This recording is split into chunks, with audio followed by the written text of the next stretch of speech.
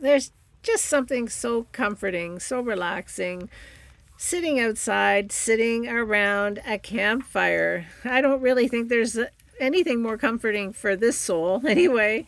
I think people just love sitting around campfires. It just brings back nice, warm memories of singing songs, sharing stories, good times with family and friends, and of course, roasting marshmallows and making s'mores.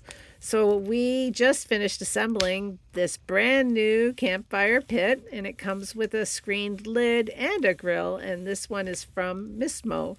This is 26-inch size. It's solid steel. It's really built to last. It has some rings on the side so that when it's cooled down and there isn't a fire burning, you could potentially move it. But I think we found the perfect spot for it on our property, and yes, we are lucky. We are going to enjoy this all year round. We really love sitting outside and just taking in all the gifts of nature that surround us. So I'm just going to give you a little peek about what it looks like when it comes delivered. It's packed very nicely in a box.